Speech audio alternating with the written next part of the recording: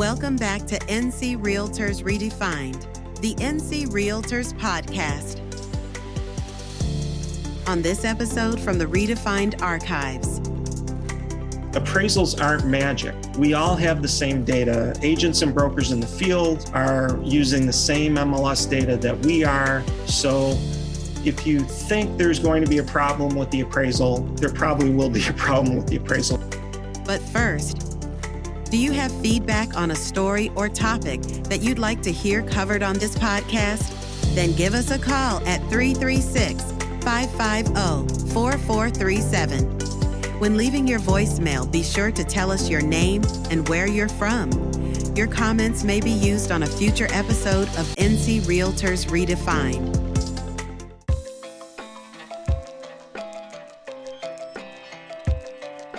I'm honored to welcome today's speaker, Peter Gallo. Today, Peter's going to discuss some best practices that realtors need to know while working with appraisers. Peter, welcome. Thanks, Jessica. The appraisal section thought it would be helpful to continue our conversation between realtor agents and brokers and appraisers to help explain the appraisal process and to demystify what is and is not allowed when an appraiser is hired for one of your transactions. So let's talk appraisal. All appraisers have to follow something called the Uniform Standards of Professional Appraisal Practice. And some states only require adherence to USPAP for federally related transactions or FRTs. But in North Carolina is a mandatory state and requires all residential, commercial, and review appraisals to comply with USPAP. So, and our state licensing board is the one that enforces everything in this book. And so appraisers need to follow, there's ethics and standards rules in here. One of the main parts of USPAP is the ethics rule. So language is very important in this rule. And I'm just going to read the first line. An appraiser must promote and preserve the public trust inherent in appraisal practice by observing the highest standards of professional ethics. And this is so important for you to know and understand when dealing with appraisers. Under the conduct area here, please note that an appraiser must not perform an assignment with bias, must not advocate the cause or interest of any party or issue, must not accept an assignment that includes the reporting of predetermined opinions and conclusions, and must not misrepresent his or her role when providing valuation services that are outside of appraisal practice, and must not mislead, must not commit fraud, et cetera, et cetera. So these are all, this is something very important. These are ideas that are very important to know when dealing with an appraiser. So also the residential appraiser, who's also a member of the National Association of Realtors, is also a member of North Carolina Realtors and of their local association, and thus also must adhere to not only the NAR Code of Ethics, but any other guidelines of their local realtor association. So it's also important to know that many appraisers are also licensed brokers and can and do have sales experience. And it's important for the appraiser to clearly expose which hat they are wearing when interacting with the public.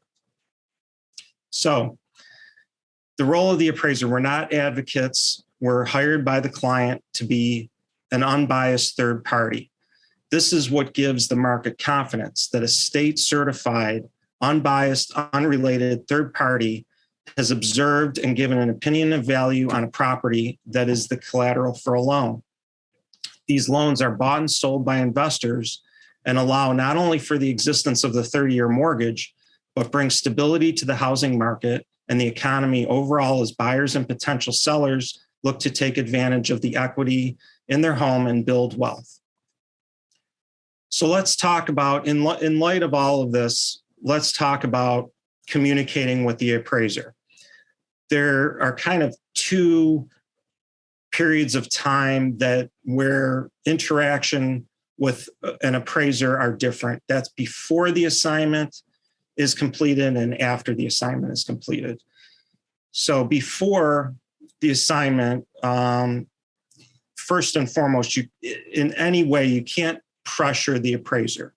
But other than that, before the assignment's completed, when an appraiser's calling you to set up an appointment, if you're the listing agent, or calling you, or you want to provide information to that appraiser before the assignment's completed, that's totally fine. Any market information, CMAs prepared for the listing, sales that the appraiser you think might not be aware of, any things that's not readily visible or available to the appraiser that might affect value. It's really up to you can give all that information to the appraiser, and it's really up to the appraiser to filter out that information and decide what is credible or relevant to the development of the appraisal. So after the assignment's completed and sent to the client, first, who is the client? Just because somebody's paying for the appraisal, maybe the borrower's paying for the appraisal, that is not the definition of the appraiser's client. The appraiser's client is whoever engages the appraiser, not who pays. So when we get an order, when we do that engagement, that original engagement, that we're doing that with our client. And the appraiser is liable to that client. And so liability, what does that mean? Well, information in the report, when we deliver the report, that's confidential to the client. Now, if the client decides to share that appraisal with other parties, that's up to the client, but the appraiser is not allowed to do that on their own. So if you get a copy of the appraisal, and you might be thinking, can I call the appraiser? Well, you can call the appraiser, but the appraiser is not able to disclose any report results. They can talk in generalities about appraisal concepts and that type of thing. But as far as specifics from that report, any report results or opinions in that report cannot be discussed. They can only be discussed with the client. So after the appraisal is completed, any concerns really need to go through the lender, which is normally the appraiser's client, and then provide that information if there's sales or reconsideration of value, that type of thing. That needs to be done through the lender. But to avoid a lot of that, appraisers would much rather get a lot of that information up front. This way we don't have to go, there aren't as many questions after, and we don't get a lot of these callbacks. The most important thing to an appraiser when they produce a report is that it's credible, reliable, that it's accurate, and that we didn't miss anything. That's really an appraiser. Kind of the worst nightmare is to find out that maybe you've missed a sale on the same street or something that's really relevant. So anything that can be done prior to the assignment to help that appraiser out with any data or any observations that they might miss or you think that they might miss is very important. So how are appraisers selected?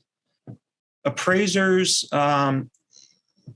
should be selected on competency, on quality, their experience. But as we know from Dodd-Frank, and where appraisers can no longer be engaged directly from loan production staff, third parties have come into play where they order, or lenders develop their own rotations. So now you have kind of a combination of appraisal management companies with their rosters, or lenders with their appraiser rosters that they do a rotation on, selecting an appraiser and engaging an appraiser. A competent appraiser will have general local market knowledge and the ability to obtain and analyze specific market data. So the appraisers that are working on an assignment should really belong or have access to the local MLS where the property they're appraising is located. In the case of a residential appraisal. In commercial, I'm not a commercial appraiser, but commercial, there are other sources like CoStar and other databases that are available and that commercial appraisers subscribe to, because they aren't necessarily, they can pull sales as comparables from a much broader base, especially when appraising unique properties like golf courses, airports, that type of thing. There's a need to go outside of the local market and to find properties that have sold that are comparable. So with that in mind, appraisals aren't magic. We all have the same data. Agents and brokers in the field are using the same MLS data that we are. So if you think there's going to be a problem with the appraisal, there probably will be a problem with the appraisal. So all the more reason to, at the time of the appraiser coming out to observe the property, maybe meet the appraiser and provide them with a packet. Again, you're not pressuring the appraiser, but you're certainly giving them information, market data information, things that you used in maybe your listing, or just your general knowledge of the property and of the market locally.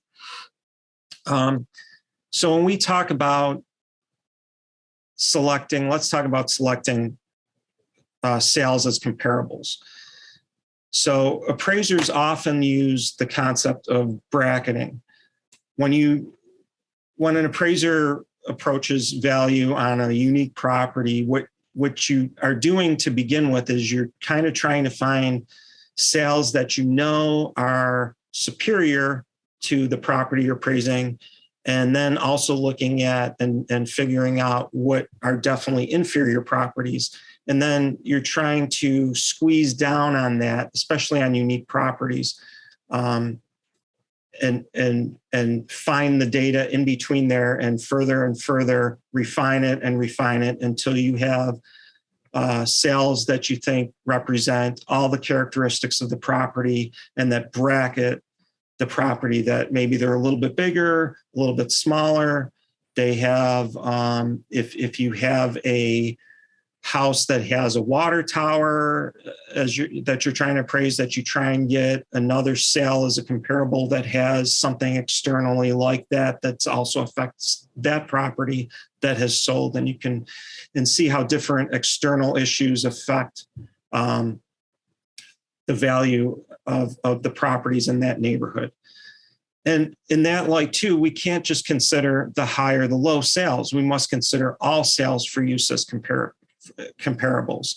A lot of times we get that in reconsideration of value. A lot of times we're confronted with a reconsideration of value or information from a party that's maybe not an intended user of the appraisal. It's not the client, it's the listing agent, or it's some other person or party. And a lot of times what we get are just the high sales, or just something, some information that is asked to be considered on a specific either range of value or aspect of the property. And we really, as appraisers, we look at that and we can tell when that's the case. And really, we have to be looking at all the data. We cannot just be looking at, and even if there's one sale on the same street that's sold, and we might have used that. We should probably have used it, and if it's similar in most respects, it's still one sale, and one sale does not make a market. We have to go and give a broader perspective to that one sale, which means using more quantitative data and then drilling down and using the more specific sales as comparables. So yes, I do recommend the listing agent meet the appraiser at the property to provide documentation, or leave it on the counter. We have that happens a lot. It's helpful. You might want to do that because it's a little less, I don't want to say confrontational, but just leaving it on the counter makes it more convenient. And, an appraiser is a professional. They should be professional when interacting with other people in the property. And again, they are the ones that are going to decide in the end what information you're giving them is credible or not credible. So appraisers should be receptive to that and receptive to you being at the property and giving information. And so you're not doing anything wrong by doing that. So just don't pressure the appraiser, and you all, I'm sure, know what that means. So as far as adjustments go, we get a lot of questions about adjustments. Adjustments are the real black and white of it is the paired sales approach or method, where you have two identical homes next door to each other. One has a fireplace and one doesn't have a fireplace. And the one that has the fireplace sold for $3,500 more than the one without. Well, there's your adjustment, $3,500 for a fireplace. But that obviously does not happen very often unless you're in a new development and there's a lot of very homogeneous homes being built. But even then, there's variations on trim packages. And when it comes to adjustments, there's a couple things. What you want to do in appraisals is bracket. So you have higher and you have lower. So a lot of times you can use those sales. If there's a higher one, there's a bigger one, a smaller one, as far as square footage goes or gross living area. You can just let those sales speak for themselves, and you can see the range that's there. And when appraisers start putting too many adjustments in to report, it starts to become less credible, less reliable, because we need to support those adjustments. So if an appraiser is making an adjustment, we really need to be pulling those out of the market or doing some sort of depreciated cost where you know what it costs to install like something like a pool, but then you have to really figure out how that item contributes to the overall value of the house. And that's sometimes difficult, but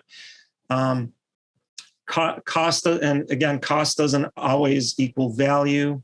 So what a pool might cost to put in now today, and in certain markets, pools are overwhelming. It might be very, very desirable, and they might add more than what they cost to put in. In other markets, maybe where an HOA has a pool and a pool isn't really that desirable, or not desirable, but isn't such a huge selling point, the market will show that, and it will also, it just won't be, that cost might not equal the return that you get in the value. And then too many adjustments in a report can often be a red flag for underwriters or reviewers. So there were variances that we used to have to address for the GSEs, which still are good guidelines today, where you don't want one line item adjustment to be over 10% of that comparable sales price. You don't want a net to be over 15% net adjustments, or a gross adjustment of over 25%. Once you start going over those kind of variances, an appraiser really starts to need to look at whether that sale is truly a comparable or not. When you talk about new construction and the interior amenities and finishing, how does that weigh on value? It can. What we're often seeing, though, is it's hard from an appraiser perspective, because a lot of those specifics aren't available in the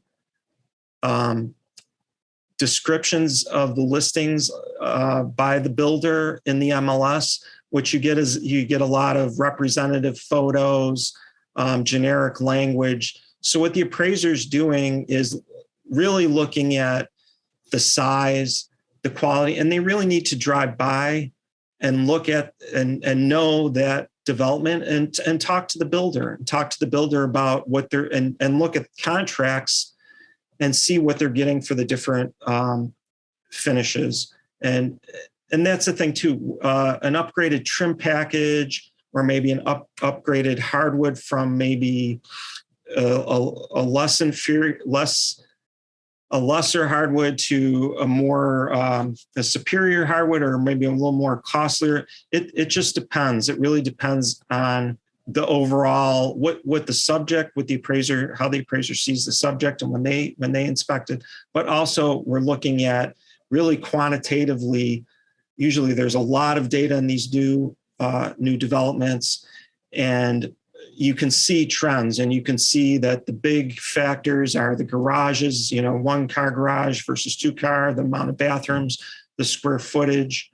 And then you're also trying to find resales of existing homes in that area, because sometimes one builder in a development can control that market and make their own market just with their own homes. And that's something that's very important for appraisers not to get sucked into that. They need to look at the overall neighborhood and values of existing homes and how those new homes in that entire neighborhood are impacted with their place in that entire neighborhood. So that's something that we have to watch out for. The measuring homes. So appraisers aren't professional measurers. Fannie Mae, although, will be requiring all appraisers this year to be utilizing the ANSI standards. But appraisers don't measure homes. They measure homes in order to get a good, credible basis for the subject size and to support how big they're saying the home is that they're appraising. So if I say I personally measured it, I know how big the house is, and I have those requirements to report on. So it's also good as agents and brokers to know how to measure. I know a lot of agents and brokers use third-party measuring services, but you really do also need to know how appraisers measure, how to measure a house, so that you're all speaking the same language. And with that comes also the term gross living area versus square footage. So gross living area is a term that appraisers use for heated living area above grade, where square footage can mean a lot of different things. A lot of times when blueprints or assessors can include porches, garages, and just lump it all into square footage. So know that appraisers look at gross living area, which is a specifically defined above grade heated living space. And that's why price per square foot's not always a reliable method of valuation, because price per square foot can mean a lot of different things. And if you just base a value on price per square foot, well, then there would be no difference between 1,000 square foot basic ranch in a neighborhood versus 1,000 square foot waterfront on acreage with outbuildings and a dock. So there's different quality, different locations, a lot of differences where just valuing price per square foot would not take into consideration any other factors. Thank you all for joining us today.